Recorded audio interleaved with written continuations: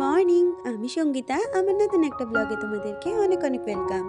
কেমন আছো তোমরা সবাই? আশা করছি ভালো আছো আর সুস্থ আছো। আমরাও না বেশ ভালো আছি।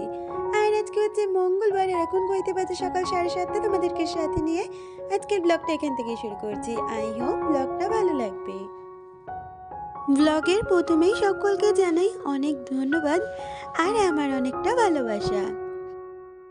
যারা আমার ভিডিও প্রতিদিন ফলো করো তারা তো জেনেই থাকবে, তোমাদের ভালোবাসাতে কিন্তু আমি আজকে 1 থেকে 1000 জনের পরিবার গড়ে তুলতে পেরেছি। আর তার সাথে সাথে ইউটিউবের প্রথম ক্রাইটেরিয়া যেটা হয় মনিটাইজেশনের অ্যাপ্লাইও করেছি, আর সেটা ইনেবলও হয়ে গেছে। আর যতটুকুই হয়েছে সম্পূর্ণই কিন্তু তোমাদের জন্য, তাই তোমাদেরকে অনেকটা ধন্যবাদ। হয়তো 1000 জনের পরিবার অনেকের কাছে সেরকম বিশেষ কোনো বিষয় নয়, কিন্তু এটা কিন্তু আমার কাছে অনেকটা বড় বিষয়। কারণ একটা বাড়ির গৃহবধূ হয়ে আমার সারাদিনের কাজকর্ম করে তোমাদের যে একটু হলেও মন জয় করতে পারছি, এটাই আমার কাছে অনেকটা বড় পাওয়া। আর আমার মনে হয় আমার মতন ছোট ক্রিয়েটরদের ইউটিউবে জায়গা করে নেওয়ার প্রথম স্টেপ এইটা, আর তার সাথে তোমাদের মনেও একটু করে জায়গা করে নেওয়া। তোমাদের সাথে গল্প করতে করতে আমার কিন্তু অনেকটা কাজই এগিয়ে গেছে। আর দুজনে মিলে টিফিনটাও সেরে চলে এসেছি এখন রান্নাঘরে। এসেই দেখলাম প্রথমে নুনের জারটা খালি, তো সেটাকে আগে ফুলফিল করে নিয়ে আর এদিকে ভাজাটাও বসিয়ে দিয়েছিলাম। ইতিমধ্যে আমার কিন্তু ভাজাটাও হয়ে গেছে, পেঁয়াজ কালি আলু ভাজা, আর তার সাথে করব হাঁসের ডিম। তাহলে চলো রান্না করতে করতে তোমাদের কিছু প্রশ্নের উত্তর দেওয়া যাক। কালকে এক দিদি আমাকে কমেন্ট করেছিল, দিদি বলেছে তুমি কি তোমার ভিডিওতে অ্যাড চালু করেছো? তো দিদি, তোমার উদ্দেশ্যে আমি বলতে চাই, তুমি হয়তো বিষয়টা জানো না, যেহেতু এখন আমার চ্যানেল মনিটাইজড হয়ে গেছে, তো সেক্ষেত্রে আমার ভিডিওতে এখন কিন্তু অ্যাড আসবে, 1টা থেকে 2টো অ্যাড আসবে। আর একজন দিদি আমাকে কমেন্ট করেছিল, দিদি জানতে চেয়েছিল তার যে নতুন চ্যানেলটা ক্রিয়েট করবে সেটা 2023-এর শেষে করবে না 2024-এর প্রথমে করবে। তো দিদি, আমি তোমাকে বলতে চাই, আমি মনে করি তুমি যদি ইউটিউব সম্বন্ধে একটু বিশেষ কিছু জেনে থেকে দেখো, তাহলে শুভ কাজে দেরি কেন, চ্যানেলটা ভালো করে ক্রিয়েট করো আর মন দিয়ে কাজ করে যাও। আর একজন দিদি আমাকে কমেন্ট করেছে, দিদি জানতে চেয়েছিল এসইও সম্বন্ধে। তো দিদি, আমি কিন্তু এর অ্যান্সারটা এর আগের ভিডিওতেও দিয়েছি। যেহেতু এটা আমার ব্লগ চ্যানেল, এটা কোনো টেক চ্যানেল নয়, সেক্ষেত্রে এসইও ব্যাপারটা ডিটেলসে আমি এখানে বলতে পারবো না। তুমি একটু টেক চ্যানেলের সাহায্য নিতে পারো, অথবা তুমি আমার ডিটেলসে গিয়ে আমার মেল আইডিটা পাবে, সেখানে মেল করতে পারো অনায়াসে, আমি তার রিপ্লাই দিয়ে দেবো। আর একজন বনু আমাকে বলেছে ইনস্টাগ্রামে সে আমাকে ফলো করেছে আর সে আমাকে মেসেজও করেছে। তো বনু, তোমাকে বলতে চাই আজকে ভীষণ ব্যস্ততার মধ্যে আর আমি ইনস্টাগ্রামটা চেক করতে পারিনি, তবে কালকে পজিটিভলি আমি তোমার মেসেজ চেক করব আর তোমায় আমি রিপ্লাইও দেব। এছাড়া অনেকে তোমরা আমাকে শুভেচ্ছা জানিয়েছো, তার জন্য অনেকটা ধন্যবাদ আর অনেকটা ভালোবাসা। আর এদিকে কথা বলতে বলতে আমার কিন্তু এদিকে ভাতটা হয়ে গেছে, আর এখন ডিমটা ভালো করে কষিয়ে নেব।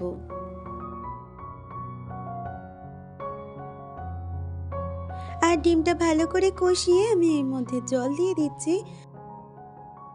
আর রান্নাটা হতে হতে আমি একটু রান্নাঘরটা ক্লিন করে নেব। এইটা কিন্তু আমি প্রায় দিনই করে থাকি, তবে প্রতিদিন আর ক্যামেরা করা হয় না, কারণ আমার যেই কন্টেইনার সেলফটা রয়েছে সেটা কিন্তু একদম গ্যাস ওভেনের সামনেই রয়েছে। আর যখন আমি কিছু রান্নাবান্না করি তেল ছিটকে কিন্তু এই কন্টেনারগুলোর ওপরেই পড়ে। তাই আমার মনে হয় এই কাজটা যদি আমি প্রতিদিন 5 থেকে 10 মিনিটের মধ্যে করে নিতে পারি, তাহলে কিন্তু এই জিনিসটা আর বেশি নোংরা হয় না। আমার কিচেনে যেহেতু চিমনি নেই, সে কারণে আমাকে কিন্তু তেল চিটচিটের ব্যাপারটা কম বেশি ফেস করতেই হয়। সেই জন্য আমি কিন্তু প্রতিদিন রান্নার পরে এই কাজটাতে 10-15 মিনিট টাইম দিই, তাতে তেল চিটচিটের যে ব্যাপারটা থাকে সেটা একটু হলেও অ্যাভয়েড করতে পারি। আর এই যে কন্টেনার বা কন্টেনার সেলফগুলো দেখছো, এটা কিন্তু আমি করেছি। কারণ আমার শাশুড়ি যখন বেঁচে ছিলেন বা আমার শাশুড়ি যেগুলো করে গেছিলেন, সেগুলো হয়তো একটু ওল্ড ফ্যাশনের। তবে যত দিন যাচ্ছে মানুষের তো ফ্যাশন বাড়ছে। আর আমরা যেমন ঘরবাড়ি সুন্দর করে সাজাই, কিচেনটাকেও কিন্তু আমাদের সুন্দর করে সাজানোরও প্রয়োজন আছে। আর আমার মনে হয় মেয়েদের সবথেকে যেখানে টাইম বেশি কাটে, সেই জায়গাটা সুন্দর করে তো মেয়েরাই সাজিয়ে রাখবে, তাই না? আর এই সুন্দর জিনিসগুলোকে যতটা যত্ন করা যায়, এটা কিন্তু ততটাই সঙ্গ দেবে আমাদের। আমাদের প্রতিটা মেয়েদেরই কিন্তু নিজস্ব একটা কিচেন নিয়ে অনেকটা স্বপ্ন থাকে। আমার তো খুব আছে যে আমার কিচেনটা খুব সুন্দরভাবে সাজানো গোছানো থাকবে।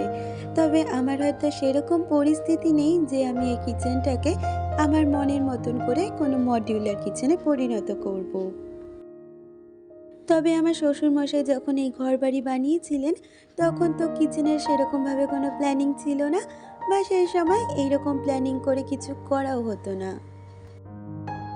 তবে ইন ফিউচার আমার কিন্তু অনেকটা স্বপ্ন আছে আমার বাড়ি ঘিরে। তবে এই রান্নাঘরটাকে নিয়ে কোনো আপাতত কাজ করব না। এই রান্নাঘরটা এখানে করব না। অন্যরকম প্ল্যানিং করে ঘরটা করার ইচ্ছে আছে, মানে পুরো বাড়ি ঘরই। সেই কারণে আমার হাসব্যান্ড বলল, "যতদিন এইরকমভাবে চলে সেইভাবে চালিয়ে যাও, তারপরে তো ঘরবাড়ি হলে দেখাই যাবে।" তবে যতদিন না বাড়িঘর হচ্ছে বা সুন্দর একটা কিচেন হচ্ছে, ততদিন তো এই কিচেনটা আমারই কিচেন, আর এটাকে আমাকেই যত্ন করে রাখতে হবে। আর সেই জন্য রান্নার পরে কিন্তু আমি প্রতিদিন যাবতীয় এই কাজগুলো করে থাকি। আর তেলের কন্টেনারগুলো যেই প্লেটটার ওপরে আমি রাখি, সেটার মধ্যে কিন্তু আমি প্রায় দিনই একটা করে টিস্যু দিয়ে রাখি। আর এতে করে কিন্তু তেলটা যে বোতলে থাকে সেটা কিন্তু বেশ ভালো অবজার্ভ করে, আর সারাদিকে তেল চিটচিটে করে না। সেই জন্য আমি কিন্তু এরকম টিস্যুর ওপরেই তেলের কন্টেনারগুলোকে রেখে থাকি। আসলে সারাদিনের কাজগুলোর মাঝে যদি এরকম ছোট ছোট টিপস অ্যাপ্লাই করা যায়, তাহলে কিন্তু কাজগুলো অনেকটা সহজ হয়ে যায়। আর এদিকে দেখো, কাজটা করতে করতে আমার কিন্তু ডিমের ঝোলটা হয়ে গেছে। আর নামানোর আগে একটু গরম মশলা ছড়িয়ে নামিয়ে নেব। বন্ধুরা, প্রতিদিনের মতন আবারও করে বলে রাখি, যদি আমার ভিডিওটা তোমাদের কিছু পছন্দ হয়, প্লিজ একটা লাইক কমেন্ট করে দিয়ে যেও। আর আমার চ্যানেলের নতুন বন্ধু হয়ে থাকলে চ্যানেলটাকে সাবস্ক্রাইব করার অনুরোধ রইল। আর যারা আগে থেকেই করে রেখেছো তাদেরকে অসংখ্য ধন্যবাদ। আর রান্নাটা সেরে এখন গ্যাস ওভেনটাও ভালো করে পরিষ্কার করে নেব। আর তারপরে কাউন্টার টপটাকে খুব ভালো করে মুছে নেব। এগুলো তো প্রতিদিনই করতে হয়, না হলে রান্নাঘরটা আর পরিষ্কার পরিচ্ছন্ন থাকবে না। এর আগে একজন দিদি আমায় কমেন্ট করেছিলে, দিদি বলেছিলে আমি যে কন্টেনারগুলো ইউজ করি সেগুলো লিংক প্রোভাইড করতে। তো দিদি, তোমাকে বলতে চাই আমি খুবই দুঃখিত, কারণ আমি লিংকটা শেয়ার করতে পারি না। তবে তোমাদের তো আমি বলেই দিয়েছিলাম আমি কোন শপিং অ্যাপস থেকে কন্টেনারগুলো কিনেছিলাম। আর দেখো, আমার খুব সুন্দর করে গ্যাস ওভেনটাও পরিষ্কার করা হয়ে গেল। আর আমার মনে হয় সব সময় কিন্তু রান্নাঘরটাকে পরিষ্কার পরিচ্ছন্ন রাখার দরকার, কারণ এখানের খাবার দাবারগুলো বানানো হয়। আর এই খাবার দাবারগুলো যেমন আমরা খাই, সাথে আমাদের বাচ্চারাও খায়। আর এই ঘর বাড়ি পরিষ্কার পরিচ্ছন্নতা সব কিছুই কিন্তু মা শাশুড়িদের থেকেই শেখা, ওদেরটাই দেখা। তবে যখন সংসারের দায়িত্বটা সম্পূর্ণ নিজের মাথায় এসে পড়ে, তখন কিন্তু শেখাটা বেশি কার্যকর হয়ে যায়। আর নিজের সংসারকে গুছিয়ে গাছিয়ে সুন্দরভাবে রাখতে কিন্তু প্রতিটা মেয়েরই ভালোই লাগে।